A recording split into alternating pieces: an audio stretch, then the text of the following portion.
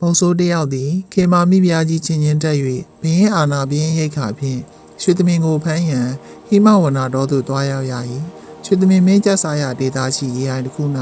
ညှုတ်ကွင်းထောင်၍ဖမ်းသည်အလောင်းတော်ရွှေသမင်မင်းလည်းမျက်မမြင်မိကိုဖောက်အကြီးနှကောင်ညီနှင့်နှမများအပါဝင်အချွေရန်8000နှင့်တူထိုရေအိုင်သို့ရေတောက်ဆင်းလာရာညှုတ်ကွင်း၌ဖမ်းမိလေရုံးကန်၍အော်မြည်လျင်ဆွေတော်မျိုးတော်များအလုံးမောပန်းလာကြရာရေမတောက်ရသေးမီလမ်းကြောက်ထွက်ပြေးကြမည်ဆို၍မအော်ပဲအောင်ရည်တိခံပြီးရေတောက်ဟန်ဆောင်နေရရှာသည်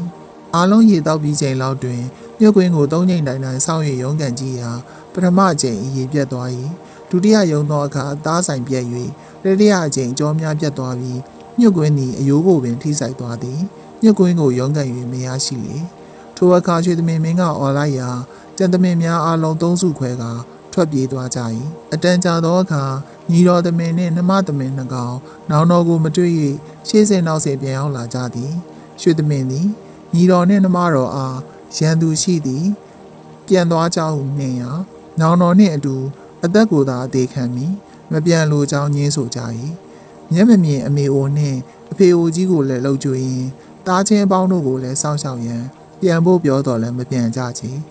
ရေအိုင်ဆက်တွင်ညှုတ်ကွင်းဖြတ်ထားသောထံရာကြောင့်တုံကြီးကြီးဖြစ်နေသောနောင်တော်သမင်မင်းအားညီတော်ကညာဘက်ကနှမတော်ကဘက်က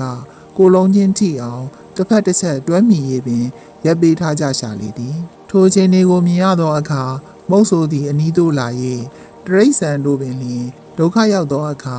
အဖော်ကိုမစွန့်ခွာပဲအသက်ကိုပင်အသေးခံ၍တနာကျင်နာစိတ်ရှိကြပုံကိုကြည့်ကာလွန်စွာစိတ်မကောင်းဖြစ်သွား၏မိမိထောင်ထားသောညှုတ်ကွင်းကိုကြည့်ရာအလောင်းတော်၏ခြေ၌သွေးစိမ့်ရှင်ရှင်ထွက်ကာအယိုးပြတ်မတက်ခံနေရကြောင်းကိုသိရသည်နှင့်ပို၍ပင်မေတ္တာကရုဏာတက်မိလေသည်မုတ်ဆိုးသည်ညှုတ်ကွင်းကိုအသာယာဖြုတ်၍ရေဖြင့်သွေးများကိုဆေးကြောပေး၏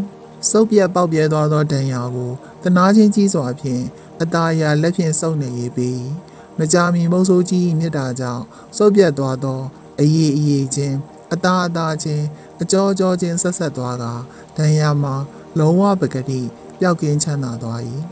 ဘင်းအာနာကိုပင်မကြောက်အားပဲတနာမေတ္တာဖြင့်ရွှေသမင်ကြီးကိုမောင်နှမများအားအသက်ချမ်းသာပေးကာဘေးမဲ့လွတ်လိုက်လေတော့သည်စာလိုပေလိုကြီးကျယ်မတိကြရသူများကိုပင်လျှင်အမှန်တကယ်အကျိုးလိုလားတနာချစ်ခင်သောစိတ်သာထားရှိနိုင်ပါမူလူမျိုးဘာသာနေရာဒေသ